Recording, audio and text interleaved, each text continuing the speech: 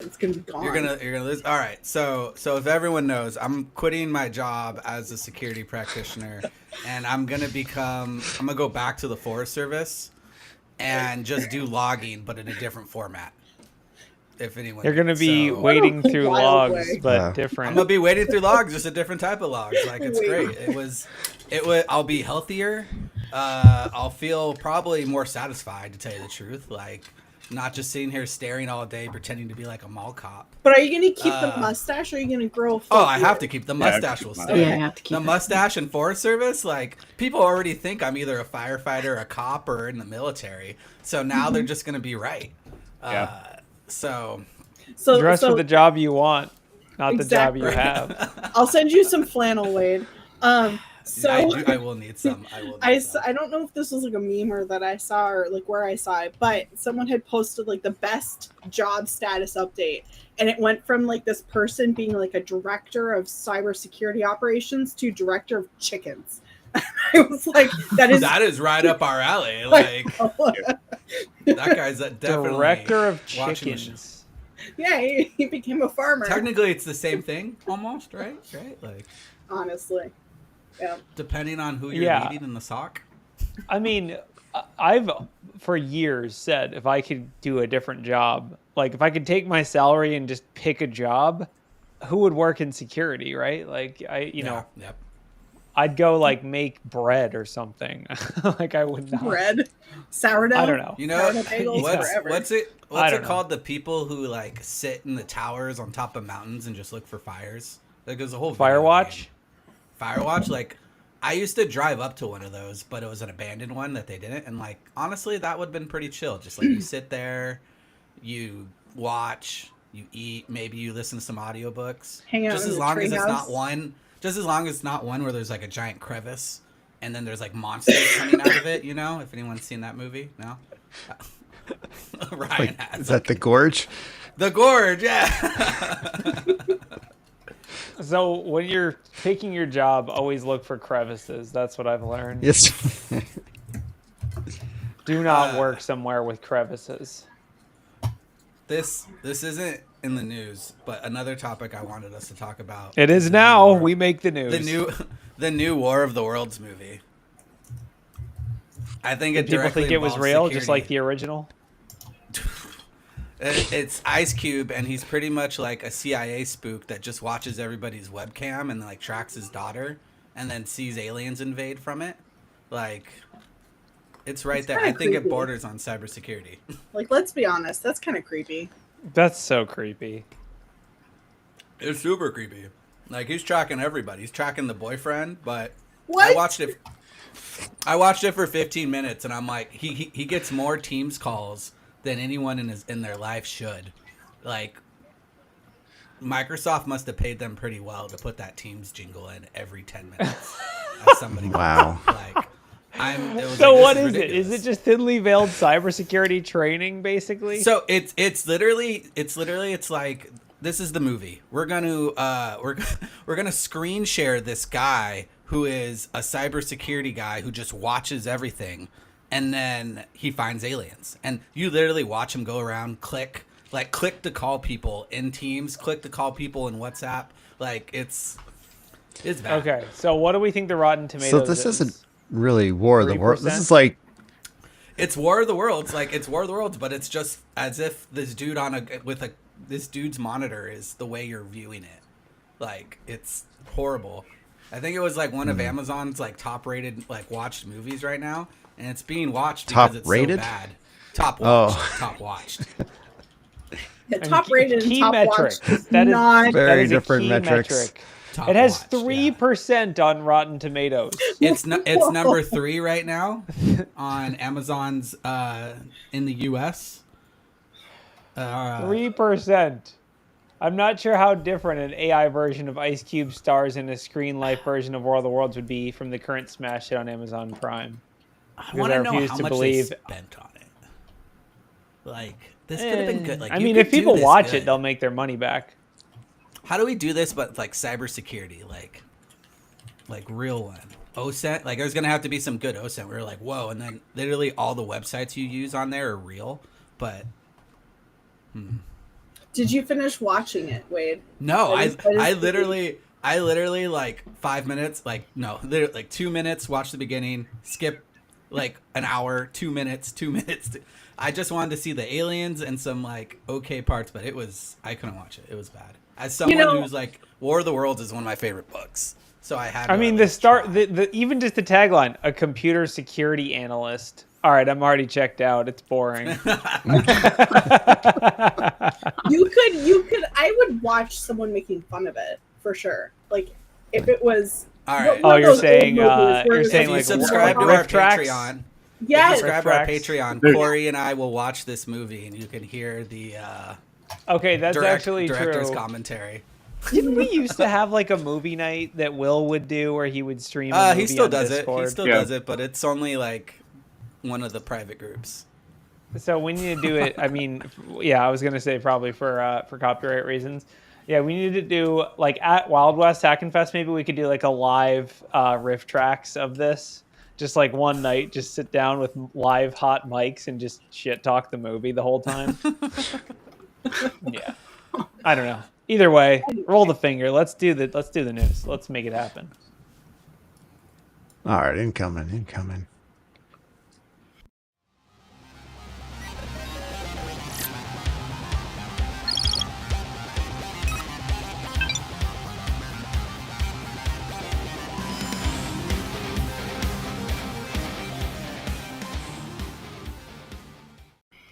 Hello and welcome to Black Hills Information Security's Talkin Bout News. It's August 11th, 2025. We're all back from Hacker Summer Camp, drained or refilled depending on what parties you went to and when you went to them. Did anyone here actually go? Because I feel like if you did go, you probably aren't on this show. No. I thought you. Yeah, I don't think we are all back. They're still there apparently. I was there. I didn't go to any of the conferences, but I was in Vegas on site for a customer and decided to crash some parties and meet some people. So if I saw you there, hello. If I didn't see you there, catch me next year. I won't be there again. But then I somehow always end up there. It's like a vortex. I don't really understand how it works. Yeah, I mean, I don't think there's anything crazy. There was a few articles that were kind of like talk summary articles. The HTTP 1.1 thing from Portswigger is like a big deal. That was like one of the first bigger ones to hit. Is there anything else? I mean, there's a ton of AI talks, a ton of just like privacy and AI and like fun little hacks with AI. I guess has anyone else, like, has there been any crazy 0 days or anything? Like, I haven't really seen anything wild yet. Nothing I can discuss online. Nothing as enthralling as the War of the Worlds 25 movie. That's Definitely all we know. not. Like, I streamed, I usually go every year. I hardly ever miss it. I just could not go schedule-wise this year. But I streamed most of the con, and the closing ceremonies there, I didn't realize that, like, they go over all of the crime that happened, and there was some sort of mention of a CEO and 4 employees or 3 employees from the same company that were arrested, and they'd been in jail for a few days. Now, they were arrested apparently off-site, like downtown somewhere. But, I mean, allegedly... Was this cybercrime or just hijinks? Like, all they said was, I think it was hijinks. All they said was that it was just something really stupid. But they were... So they were like... This is crime that happens during the conference? Okay, maybe it was just team building. It was like, let's, as a team, throw a couch off the roof. Dude. It could have been. Talk about team building, suffering in a jail cell together. Like that would bring you guys together. Or if you don't like your current job, it could be worse. You could be sitting in jail with your CEO and 3 other people. Does bail count as a work expense? Oh yeah, you can expense that, dude. That's a billable expense. Yikes. Yeah, I mean, I don't think there's anything crazy. I think we can dig into this HTTP 1.1 stuff. I'm not like super good with web apps, so I'm probably going to butcher this, but basically Portswigger, which is the company that makes Burp Suite, has set up this site, http 1.1 mustdie.com or something like that. Or, you know, it's, wait. they're what really, link is this? Here, I'll send it link. I'll link you to the link so you can link it to everyone. So yeah, they have this Thank website, you. http1mustdie.com, and it's research that they are really pushing to everyone to kind of. There was some shocking pieces of this vulnerability. It's written by primarily James Kettle, to give credit to the researcher, who presented it at Black Hat 2025. But basically, essentially, it's like, we thought we fixed this. We didn't actually fix this. The issue is with desync. So essentially, the main thing happening here is that if you're a web app tester and you're familiar with HTTP request smuggling, this will all be pretty familiar to you. But essentially, HTTP version 1.1 is enabled in more places than we might have thought. On places like Cloudflare and other CDNs where it should be addressed, it's still supported on the back end, and there's ways of kind of going after those requests and those vulnerabilities through a CDN. I think the most like crazy part of it, which is a little bit of like a fish, is they say that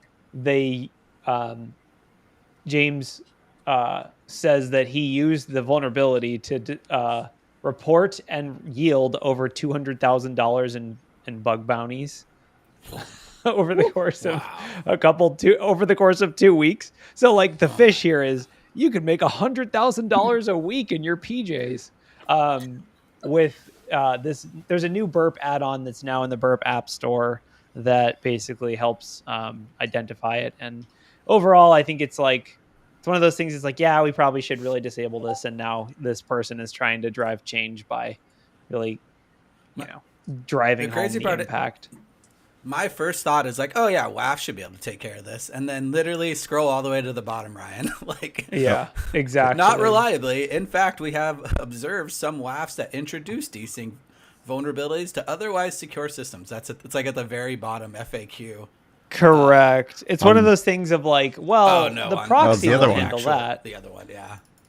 Yeah. Yeah, Basically, when the HomSec did a video and had James Kettle on just a few days ago, and they went into details about, how you can actually, hunt for this. Yeah. So basically, this is going to be a theme. If you're an AppSec person or a pen tester, get familiar with this and be ready to see it on all your pen test reports for the next 5 years, because it's probably not going away anytime soon. Especially, it's like we've got the shared responsibility model here where like, well, we have Cloudflare, so this doesn't affect us. And then it's like, well, actually it does. Or, we have a proxy or a WAF or whatever. It still seems to be kind of a tricky vulnerability to fully remediate. I mean, the fix really is force HTTP2 in all places at all times, at all levels. So make sure your apps support that, and you'll be good. And not only support it, but force it. So what else? What other vulnerabilities or spicy things came out of DEF CON? There was a lot of AI stuff. There was the big one about Apple that was kind of interesting. Did you all read through that one? It was like, basically Apple sends information with certain apps, if they're configured in a certain way, send clear text information. And by clear text, I mean like not end-to-end encrypted information to Apple for processing. So I guess it's not a crazy vulnerability. It's a pretty minor information leakage, but depending on what you're transcribing, it could be. Yeah, that's the right article. There's a few different articles that are sort of the same thing, but yeah, this is the main one. The summary of this one is, if you use the Siri kit, which is essentially a dev kit that allows you to tie in Siri to your app, it does leak the queries that users dictate to Apple. So like if I'm in WhatsApp and I dictate a message, that message also gets sent to Apple for processing.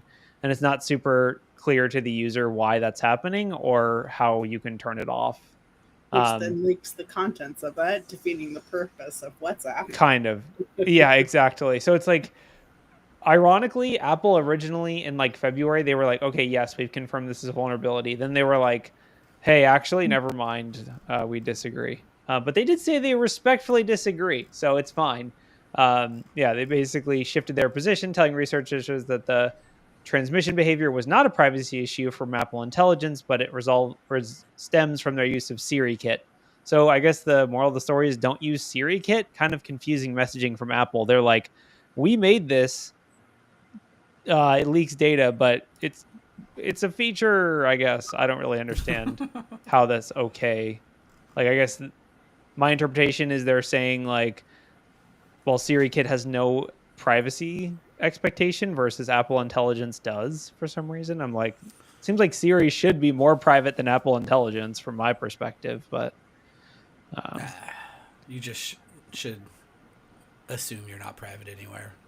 Like anything you type on that phone. Right? Yeah, I saw that for DEF CON when people were posting photos and being like, aren't the rules that you're supposed to blur out photos if you take a hallway photo of people? And somebody was like, congratulations, you're one of the 5 people that still care about that. Because it's just welcome to, it's like welcome to privacy and whatnot. Somebody's going to photograph a hallway of hackers and post it online. Dude, we tried to solve that at B-Side San Diego so much. Like, we gave people like certain lanyards to say like, oh, taking a picture of me is good, and taking a picture or like red is good, like black is bad, and we just like, we can't use any picture ever, so we have to change our terms in order if we want to take any pictures at all. But like, I mean, I don't understand how like hard. Can you explain why being seen at DEF CON would be considered like who is living that far under a hole or under a rock? It's a legacy thing, right? Like who still takes a burner phone to DEF CON, right? Like I didn't go this year, but the Wall of Sheep definitely isn't as a thing as much as I believe it used to be. But half of that is it's not as scary to go to DEF CON as it once was, right? Does that make sense? At least for me, that's what I think. I mean, yeah, it does make sense. I agree, but part of it is tech has changed. Yeah. Yeah, and I think Deviant Ollam did a recent kind of breakdown on like, should I take a burner phone? How dangerous is DEF CON? It was, it's a really good way of kind of bringing together that threat model. Like, he's like, is there likely to be some 0-day during DEF CON? Maybe. Are they going to use it on you? Really, no, they're not. Yeah, there probably will be some idiot with a Stingray or some like, femtocell that'll get like have a 3 hours worth of jamming and then we'll go to jail. There'll probably be someone spamming BLE attacks on a flipper.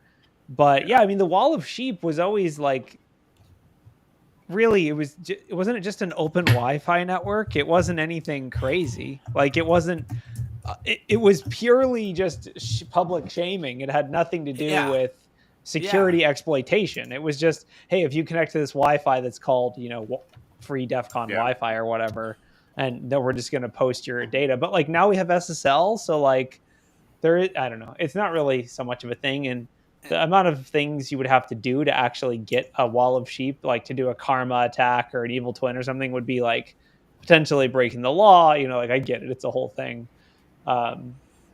It was definitely a thing when DEF CON was at a hotel, right? Where there's unsuspecting people around in order to connect to things.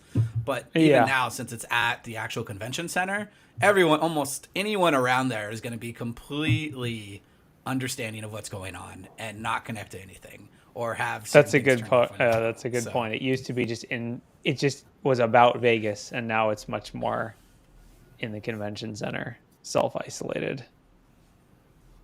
Yeah. People are talking about the U.S. courts hack. That is one we should probably talk about. Basically, this is not the actual court system itself, but the filing system, which I don't super understand all the different. The Pacer network.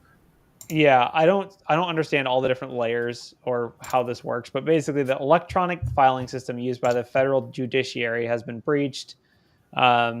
It was not previously reported, so they're breaking their own rules and not publicly disclosing this breach. Essentially this breach started around July 4th is when they became aware of it. This is all like from confidential sources, so like who knows. But yeah, no one knows who's behind it or exactly what was leaked. Some internal insider is leaking this to the press or disclosing it to the press, but it affects the core case management system, which has like the electronic filings. And so you could imagine this could go very badly. Public Well, yeah, judiciary, or I think federal judiciary, like this would include, yes, public filings in addition to all the discovery documentation and stuff that lawyers would be uploading for like private, like private use, not really designed for use by the public, or not subject to FOIA. Yeah, and I think it may have implications for confidential informants as well if it's in like a court case. I think that was one of the concerns. I mean, I have Pacer access, like a lot of OCenters do.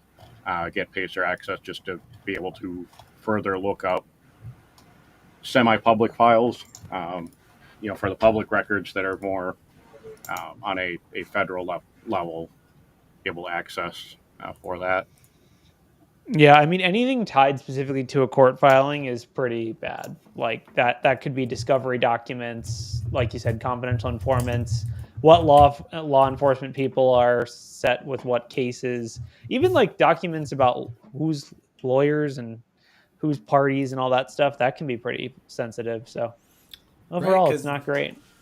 Those lawyers are going to probably have all the information on the attack and what was breached and if it was fixed already. And theoretically, those lawyers are probably a lot less secure than the actual organization is in order to steal that and pivot. But that's definitely like nation state level stuff. So definitely. Arguably the, judiciary system is one of like the key U.S. sovereign components, right? Like you have the 3 branches of government. It's like kind of one of them, right? It's a big deal. Probably nation state, but it could also just be a ransomware threat actor who got really lucky and was hoping to get a federal payout. Although, doors will be kicked down. This is going to be treated very aggressively. And so, if you're a ransomware threat actor, you're probably going to wish this one never came on your doorstep because it's probably going to end up not well for you. Yeah, what else is going on? I guess there's a couple of other breaches we can just breeze through real quick. The Google one's Cisco kind of interesting. user. There's a few Salesforce ones. What did you say? Oh, the Google one? Yeah, the Salesforce one. Yeah, there's a few Salesforce ones. Or like Chanel was Salesforce. Apparently Google was Salesforce.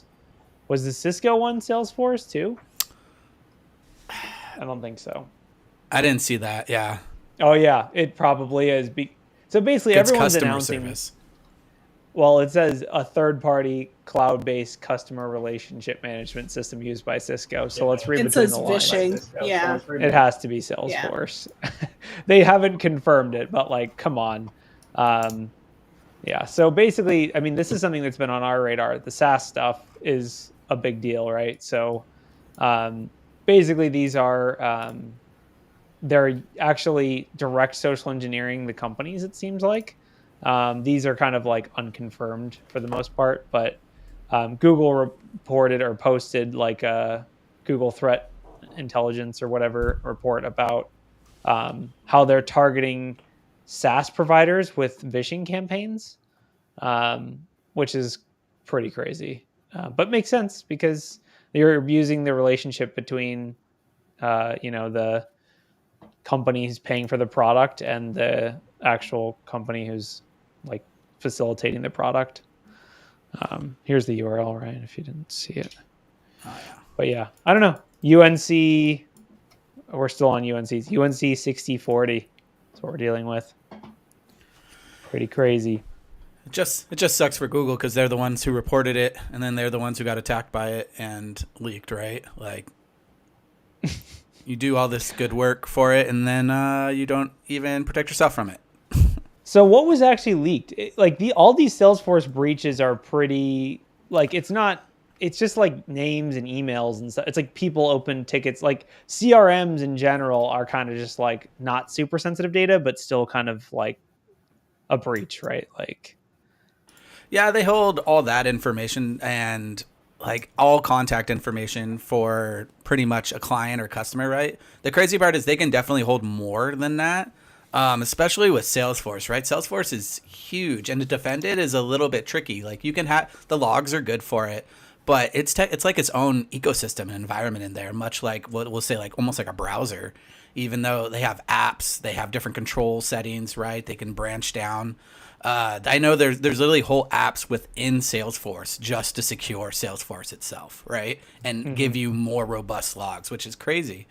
But the amount of data, it's more of like egg on your face, I would say, right? Like all your customer data is gone, and your customers know about it, but no one really cares in the long run. Yeah, I mean, it's kind of funny. Like, I was thinking the other day, like, I put on this shirt and it's like spearfishing social club. I'm like, when's the last time we actually did spearfishing? Like, honestly, we don't do it a lot because social engineering phone calls just work so much better these days. I don't know. Yeah, I mean, I think we not to say that we've completely solved phishing. It can still happen, but like, really, it's crazy how so many hacks these days are from social engineering phone calls and social engineering and phishing versus, phishing. I can't believe people even pick up their phones, though. Like, I never pick up my phone unless the contact comes up and says exactly who they are. Yeah. And even if it does, and it's like a different, like, even if there is some type of caller ID and I don't know who that is, I'm just sending them to voicemail. I send everyone to voicemail. And then if it sounds important, sure, I think they'll email me. I totally agree. But there are people who spend all day talking to people on the phone and answer their phones all the time. Yeah. Like, that's who they're targeting, like the IT support staff in the, if somebody calls from a number, if somebody calls your work phone, you're supposed to answer it. Those types of people. And also, caller ID, could be one of the things to where they spoof a number, or they just spoof like one off of a number, going like, well, okay, it's an extension that one off from within our building, or somebody that you expect to call from.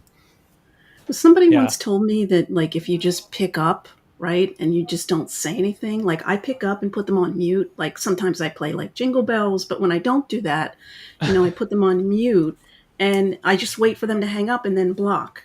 And somebody told me that sort of sends a signal that they don't know that they have a working number, so they won't try again. I don't know. Yeah. I don't know. I will say one of the interesting things, like, I think iOS 26 is coming out later this year, and one of the features it has is like AI call screening. So it'll actually be like, "Hi, this is Siri. You're trying to reach insert name here. What is the nature of your problem?" Like, I'm curious to see, and I don't know if this is a feature already on Android.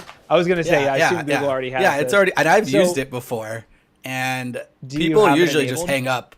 Yeah, I have it. I've had it enabled. I've used it, and people literally just hang up afterwards, 90% of the time. But I just don't answer anything. I'd rather do that.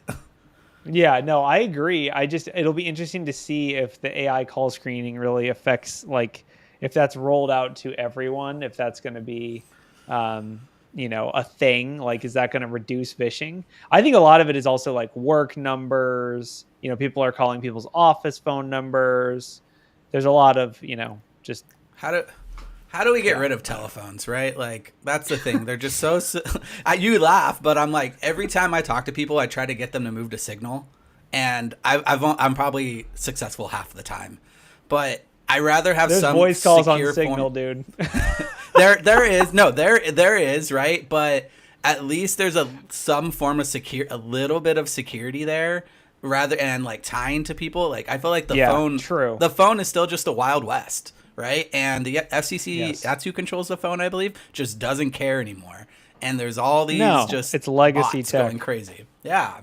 I mean, I will say they've done some stuff. They've implemented like the text messaging, like SSS 7 or whatever, I forget what it's called, but basically they have tried to help with robo-dialing, but at the end of the day, like, the way that companies do VoIP is pretty just a disaster. And so they don't want to block legitimate uses of, like, number spoofing is a feature. It's kind of like a Microsoft scenario where, like, a lot of the things that they would probably restrict down, like you have to have verified caller ID, you have to have this, would block a lot of companies from doing business the way that they do by, like, if your ISP calls you, they might be spoofing that number so that they don't, call you from their real number. Or they're probably spoofing like the main help desk number line or things like that.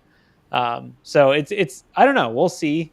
But I think part of the reason it still works is because the outdated systems are still things that companies rely upon. Do you see? Have you seen like a downcrease in VoIP as at organizations? I have, but I don't look at it as many organizations. No, I think it's more. I think it's VoIP more, is more. Yeah, you have less. Okay. So it's all SaaS or service provider now. But yeah, I mean, we see VoIP all the time. Like the companies that have like integrated customer management systems, that's super common. Like the ability for someone to take, let's say you're like a bank or something, for the one person to take a call on their mobile or on their desktop or on their desk phone, and then have that information shared with other people, what the call was, how long it was. Like that's like big companies are doing that really heavily for phone-based communications. My first job, which was managed security provider, right? Like we all had our VoIP line. You came into the SOC, you logged into your phone, and you were good to go. The second job was actually like that too, but it was an in-house SOC, but we still had to log into our VoIP. Mm-hmm. After that, I haven't had, like that was 2017. So it's been 7 years almost. And no one's issued me any type of VoIP. It's always over like Slack or Teams. But once again, I'm not as customer facing as I used to be. You're right. So. You're right. That things have moved that way. But guess who uses Teams for phishing? Scattered Spider. Dude, like Scattered Spider has done a ton of Teams phishing to direct users, and they basically just call them as a Teams account that looks like company IT help desk, and people answer the phone wherever they're used to answering the phone. Like that's probably led to hundreds of $1 million in ransoms. And yeah, Teams is VoIP, like at least in my opinion. Okay. It's kind of the same thing. Like they, especially if you have like the VoIP license on Teams, which allows you to have like a dial-in number and stuff, it's like definitely VoIP. But yeah, I mean, I think it's interesting that your point still stands, which is how is this the most common threat vector in 2025 when no one in 2025 wants to answer their phone, just as a general cultural thing. Yeah, it's a fun little mix of like everyone hates this, but it works well because the second people answer their phones, they are on the back foot and they're like scared. Yeah, I'll agree. Like doing social engineering calls is not fun now because no one either answers their phone or the controls that are in place, like everyone's using VoIP over Teams. And so even if you're phishing or, using the right number, it still pops up as external. And it's just, what you're going to want to do is Vish on Teams. Problem solved. I know, right? We have been exploring that, but yeah. It does. I will say, go ahead. I was going to say, maybe someone in chat, because I know none of us went to DEF CON, the social engineering village, how are they using this? Because I remember last year they actually competed against an AI, and the AI, I believe won. But are they doing Teams calls in the booth type of deal? Does anybody remember? Yeah. I mean, I think the targets are, I don't know. I mean, I only know because Ayub is doing it, so I talked to him a little bit. But basically, I think they're targeting people who would have retail and like would be answering the phone. They're not targeting just like random people, I think, for the most part. And I think also for the competition, like the contestants have to do the research ahead of time in order to be selected. So they're going to do a lot of the pre-research and say, hey, I want you to call this number. It's like, okay, call the second number on the list that I put together as a contestant for it. Now I think they do cold calls though, so that might not be true anymore. Yeah. I mean, obviously if you don't want to waste your time trying to get people to answer the phone. You want to have your targets be people who typically, answer the phone. But anyway, enough hacks. What else happened? Unless there's any other hacks. There's a bunch of Salesforce hacks. Can we talk about the bug bounty thing that Google is saying it's doing? The Google AI powered bug bounty, or we're not late enough yet to talk about AI stuff. No, I don't. John isn't here. We can talk about it right now. Right? It's AI. Fantastic. So Yeah, AI-powered bug bounty hunter has just reported its first batch of security vulnerabilities. Um, Yeah, are they Reportedly, real? it found 20 flaws. Right. Well, and how many of these have been identified already and reported? But the thing that I was thinking is, how is this going to change bug bounty hunting? Well, Expo during DEF CON, they're second now, but Expo, the automated, their bug bounty is, they have some humans behind it, but it's pretty much all automated, and they're number one on HackerOne.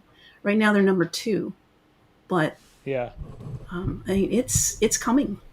It's definitely coming. It's making progress. I mean, it seems to me like if you're a bug bounty hunter and you're not pretty heavily using AI, I feel like you're doing it wrong. Like, just because bug bounty hunting is all about scale, and AI does pretty well with scale, and it's also like, would you rather have an AI like gaslight you about a vulnerability that's pretty easy to figure out if it's false or true, or would you rather, go the other way around and like try to manually find stuff? I mean, I think this will be a pretty.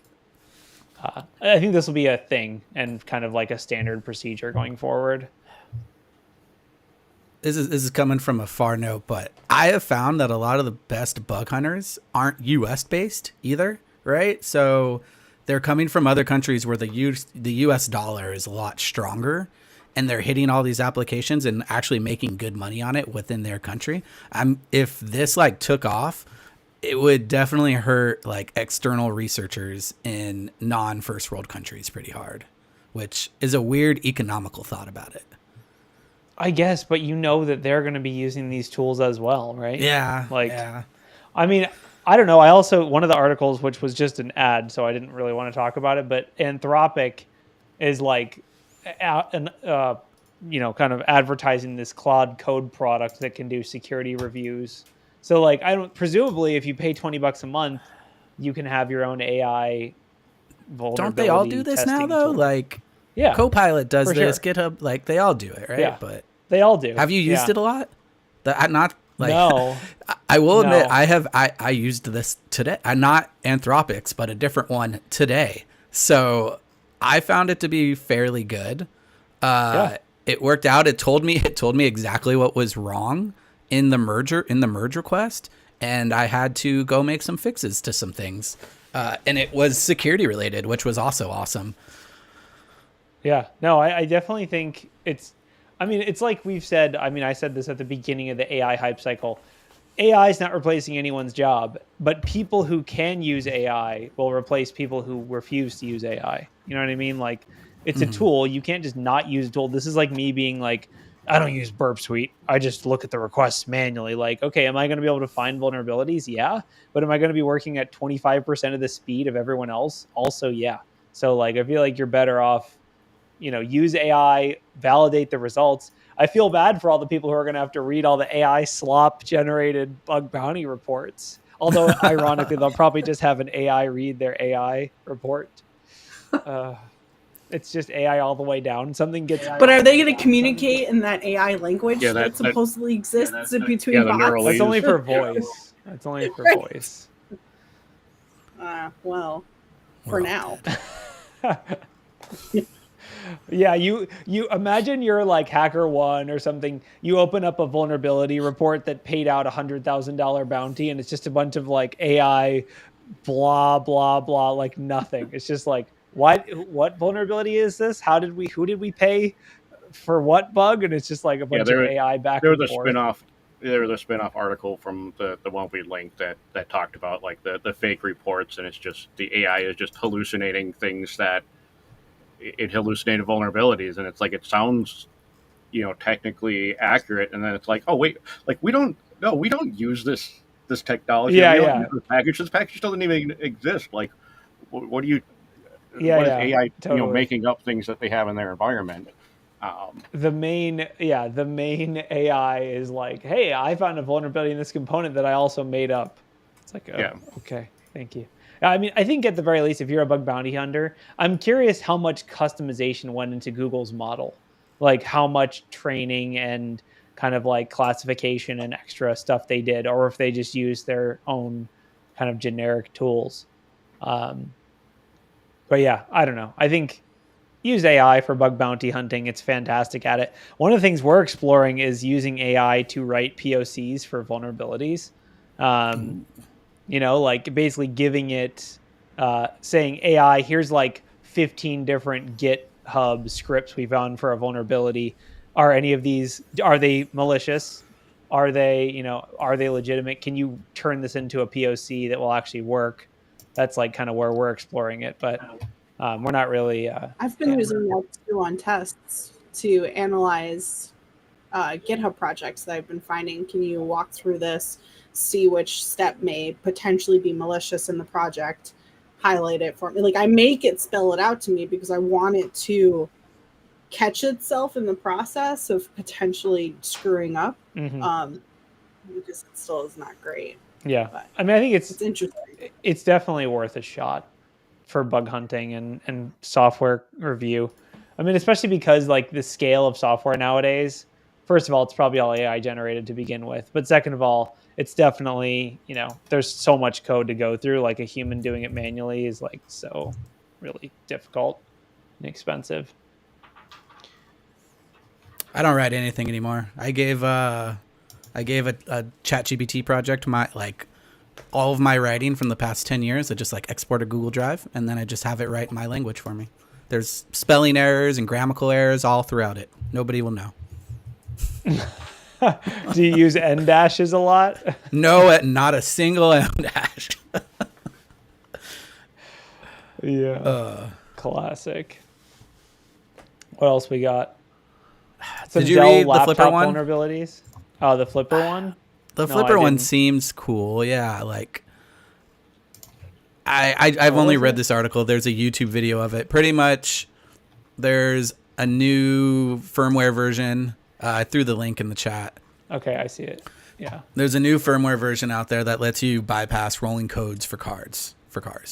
So one of the first things I wanted to use my Flipper for was to actually open my garage, and my garage has rolling codes, and no one had broke it yet, so I couldn't do anything.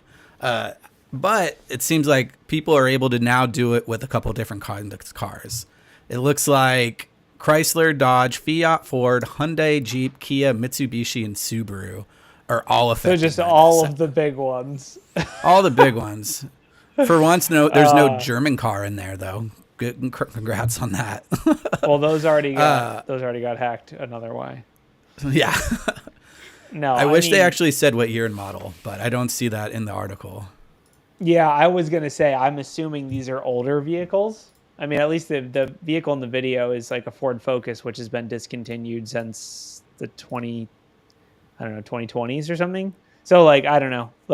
I'm guessing this is older vehicles, but I mean, I could also see car technology doesn't change super fast because it costs billions to change it. Yeah, I mean, I wonder, can you even patch some of this? Probably not. So I guess park your car in a Faraday cage. Yeah, what you got to do is, go ahead. I think that this technique has been done with more complex equipment in the past. Yeah, totally. And really what I'm thinking is just going to happen from this is more people are just going to kind of brick their cars, because with my limited experience in rolling codes, when you get them out of sync using like a hack RF or something, you can open them, but then it's like, okay, cool, that was a fun little demo. Now I want to go home, and now your regular key fob doesn't work anymore because it rolled off the end of the range it was supposed to be using. Yeah, it was like, okay, so now the only way I can unlock my car is maybe with some laptop on a hack RF, or you have to go through the process of resynchronizing them. Thank you for reminding me that I'm no longer going to go downstairs and try to hack my Subaru just because of that. Yeah, I mean, there's going to be people that do this without understanding what's going on, and then it's like, oh, wait, now my Flipper is able to lock and unlock my car, cool, but none of my regular devices are able to do that anymore. Yeah, I mean, so this if is your Flipper tough. runs out of battery, you can't unlock your car. If having a Flipper be the key to your car is the most cyberpunk thing I've ever heard. I mean, it's cheaper than buying a new key. So how much let's be honest. How much are Flippers nowadays? How much? Is it $200? Yeah, I was gonna say, is that cheaper? Yeah. It depends on how fancy your car is. It's cheaper. I think the last one I got for another key fob for my car was like $250 or $300. You know, it's interesting. Like my sister had a Mercedes, and it was like a Mercedes SUV, and they stopped making the key. And so, like, they're like, "Hey, don't lose that key. The manufacturer has gone out of business, and we can't make you another one. When you lose that key, this car's dead." And we're like, "What?" Like, So what about? So that's when you need. Too bad. Mercedes that's when you is need in the this list. flipper. You need a flipper. That's when you call deviant. Yeah, that's insane. I mean, the car thing we've talked about a few times over the years, but they're tricky because, I mean, arguably we've even talked on this show about people stealing cars with like signal amplifiers and repeaters, right? Like if you put your With keys USB by the drives. door and I have a signal amplifier that makes the car think the keys right in the, that's an easy way to steal a car. Easy, easy is a relative term, but we've seen people steal cars that way. That's going to work against any security based, like there's no real way around that other than putting your keys into a Faraday cage or whatever. But yeah, I mean, I don't know. I this is where like it gets into like certain vehicles that have like a PIN code to use them or things like that. It's actually kind of cool conceptually. You're gonna need MFA for your car pretty soon. You're gonna have your I phone on wish. you and give it a pass key. Yeah, honestly, yeah. Although I will say, like nowadays with cars, like I don't know if this definitely applies to Teslas and other like modern cars. I don't know if it applies to these, but like they're like remotely tracked so aggressively and like cameras everywhere. Like even though you could probably steal it by just stealing someone's phone and then walking up to the car and you could get in it and drive it, like all of that would be on video. The car's location is tracked in real time. Like once it gets reported stolen, it would be pretty trivially easy to like go and get that car back. So I get why those kinds of cars aren't stolen that commonly. You say that not living close to a border. So True. That happens all the time down. Like a car immediately gets stolen, immediately driven across the border. Boom, it's gone forever. Right? How are they getting across the border with someone else's car? I guess they must have. They don't check the car when getting into Mexico is the easy part. It's getting back from Mexico is the hard part. I'm gonna tell you that right now. There's like lines. All right. You're going to end up with that like as a quote to you. Someone just gets to beamify that and be like, please, I would love to have that as a quote. Getting into Mexico it's spoken from experience. I just bought this Tesla. Why doesn't it have plates? Don't ask. I've got a unrelated story about that because I saw an article not long ago about OnStar was helping the police slow down a car remotely. Yeah, which is like that's the fact that ability exists, or they're using it for quote unquote good, but that means somehow somebody can find a way to get into that and use it for not good. Oh, 100%. Yeah. Where was this? Yeah. I've California says CHP. I've heard of someone brag about playing Tetris with the cars going down the strip at Vegas, hypothetically being able to let them start and stop. But again, that may also just be like whoever said that is the CEO who's now in jail with 4 of his engineers. Yeah, I know. I'm like, I don't know about that. That you're standing on the bridge. I'll keep my 20-year-old car forever now. That's just I was gonna say that. Let steal cars the old way with lock picking and hot wiring instead of RFID stuff. Yeah, it's 30-pound wrench method for getting access to a card. Yeah. It's like, hey, I have a 30-pound. I have a really big wrench. Give me your keys. Okay. Yeah, that works every time. Like I said in chat, if you're gonna steal it, total it, please. Thanks. This really makes me think about modern day chop shops. If like, if modern day chop shops are definitely going to be giant Faraday cages, right? In order to block out all signal, you're going to have to do something to transfer it because like when people think about stealing cars, most of the time people are thinking like, oh, they're going to go sell it. No, they immediately take it into a shop somewhere, piece it completely. They know where all the VIN numbers are. They take out the gas. Anything about it just immediately disperses and it becomes a nothing real quick. So how could you do that to modern day cars and not be tracked is definitely a cool problem that I want to know, and I know it's being done. Yeah. I mean, I guess just go on eBay and type Tesla battery and see what results you get. Right?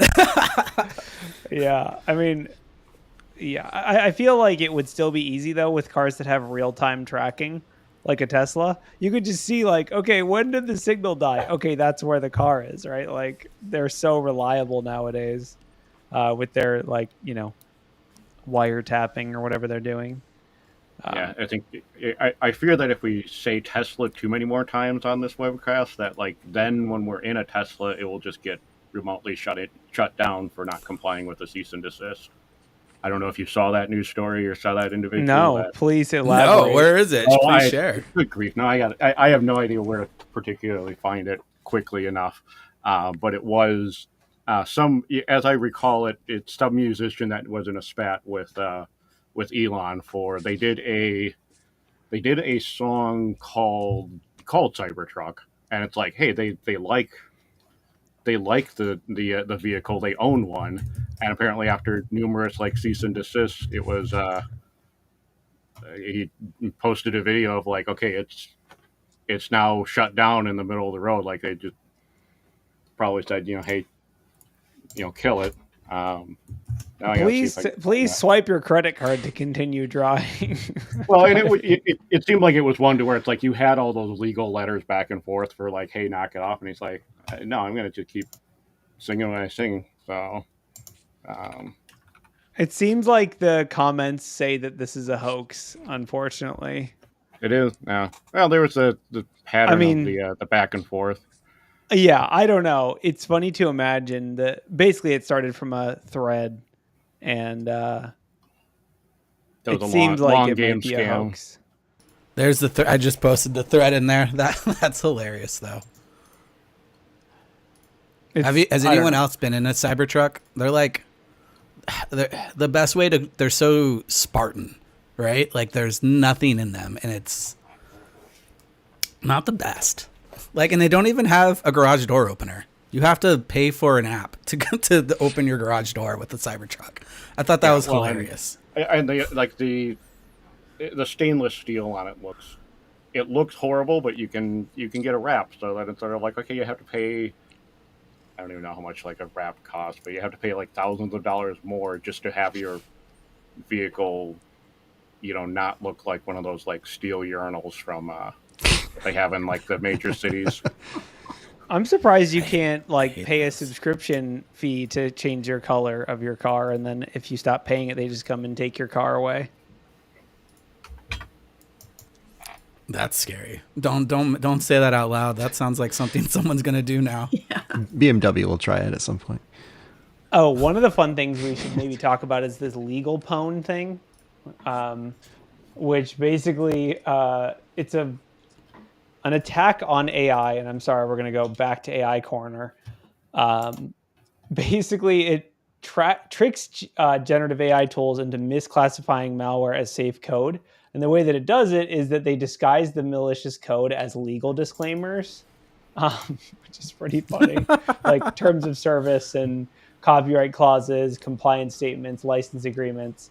There's a little graphic on the blog that kind of outlines what tools are vulnerable to it. The ones that are kind of interesting, if you keep going, Ryan, the only ones that are kind of, I guess, Grok and Gemini are the main ones. Anthropic's tools are not affected, neither are ChatGPT's or Meta's, but or OpenAI. So it's pretty much just Google's Gemini models and then the Grok models.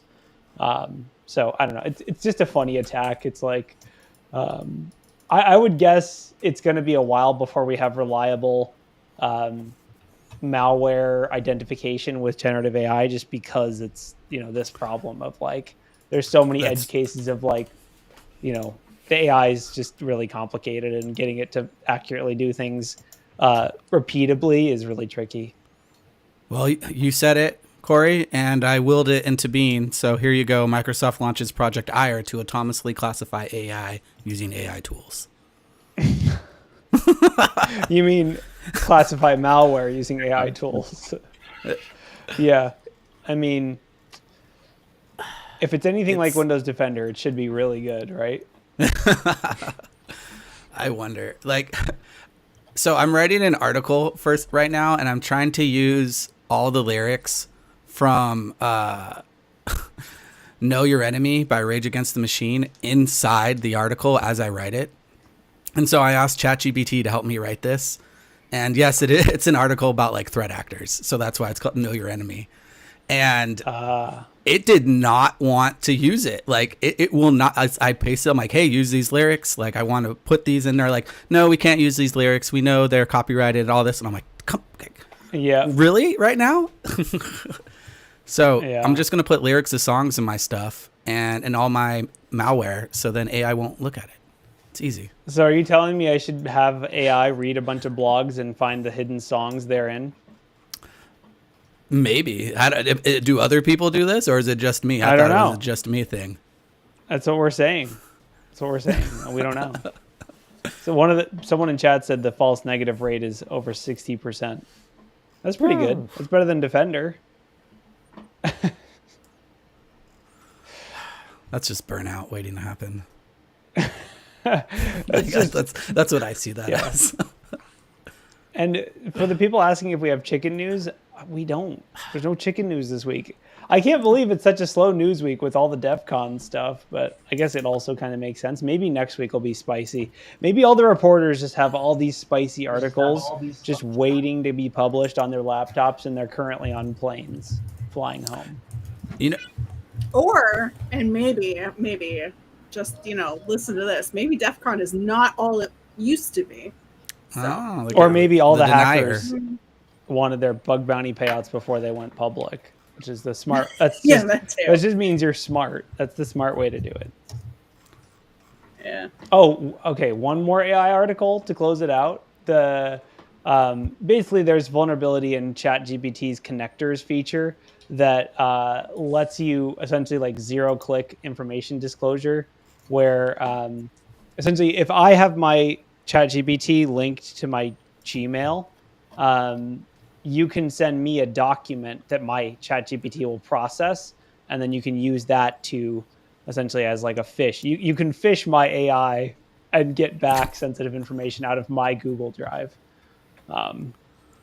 So I guess really it is kind of funny if you think about AI like an intern who maybe had a few too many drinks. That's kind of the same thing. It's like, hey, AI, go and hunting through my Google Drive and find anything that's labeled password or secret and send it back if you find it. It's a feature, I guess.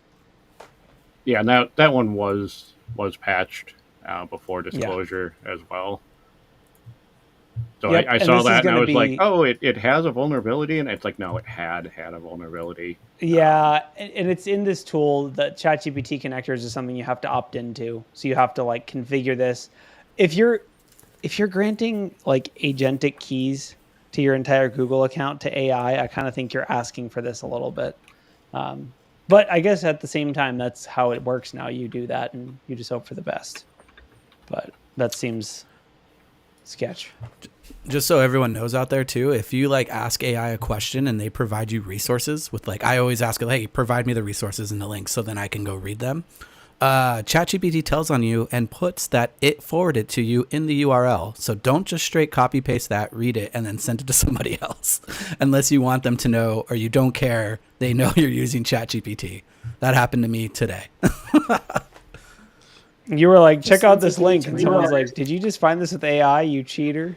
Dude, I pasted it and then I looked at it. I'm like, why does it say ChatGPT in this? And then I'm like, it just completely told on me. Like I was using like deep research, but it was quite funny.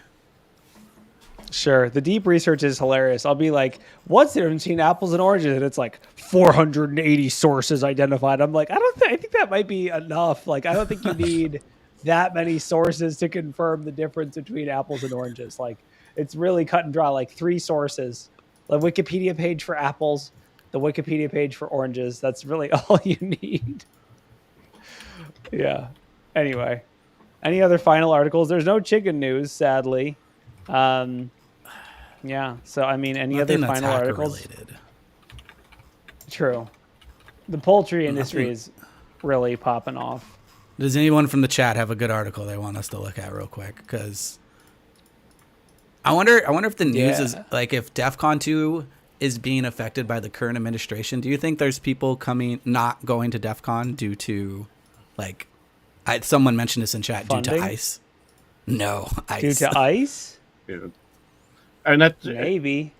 There's a lot of now like New York Times and similar news outlets have said that that visiting Vegas is down because of that. That's them doing stories. I don't know if that's also translated into DEF CON seeing their numbers be low for the pre-reg. I mean, we know that tourism in general is down to the United States, just globally across the board, not just for DEF CON. Apparently, a lot of people gave feedback that DEF CON felt pretty empty and was pretty tame, chill, less drunk people, less chaos. I think part of that is just moving it to the north end of the strip. Like, it's just a more chill location with more space and less chaos. There's not like 80 different opportunities to buy daiquiris on your walk from your hotel to your conference. And I think that affects it. But I also, maybe that global tourism, or at least US based tourism, is significantly down for whatever, who knows why. I think There's also a lot of other conferences that are just as good, if not better, in my opinion. And a lot of people that wanted to go to DEF CON have gone. And so they're like, I'm not going to go back here again because this wasn't worth it, or it was too chaotic, or whatever the reasoning is. Like me, for example, I haven't been in 10 years and I don't really have any intentions of going back because it was absolute mass chaos. It sounds like that those days are over. So maybe people want that back. Yes. I don't know. Maybe I'll go back. I go to see friends. That's what I said before. Like, totally. That's the only reason. The security part is fine. Look at people spamming Wild West Hackin' Fest. Isn't it already sold out? Like, why even post it? Like, they're just gonna give everyone FOMO, Zach. They're talking about Denver too. So. Yeah, there's Denver. Okay. Denver. So if you can't make it in, which I guess I think Denver there's is still a good few. pitch. I think there's still some tickets available for Deadwood, but not many. I could be wrong. It's very close to being sold out if there's anything left. Yeah, I mean, someone posted the Dell article. There's a firmware vulnerability that basically, the long story short, is patch your Dell laptops if you have one. There was some interesting, essentially from userland, exploitable key storage and stuff. So if you have Dell, patch your stuff. I don't know how common Dell is these days. It seems like a lot more people use ThinkPads, but I don't know. It depends on the state of your business or your employer. I saw something that tracks that if you have a Dell, your job is good. Your job is good while you get 3 warnings and then you're done. If you get issued a Mac, your job is safe until the next round of funding. And if you get a ThinkPad, you're like, as long as you don't otherwise screw up, you're set for the next 10 years. So you're saying if I have a Dell, I'm going to get fired anyway, so I might as well just not patch the firmware? Yeah, it could be. It's like, companies that issue Dells are the stricter ones to where they're like, no, you're expendable. Doesn't your company issue Dells? I'm not going to comment. He's not at liberty to say. Maybe he wants to be expendable, honestly. You never know. I don't think I can push past 3 warnings with my current employer anyways, so. All right, I think that's as good a place as any to call it. Welcome back from Hacker Summer Camp, everyone, and we'll see you next week.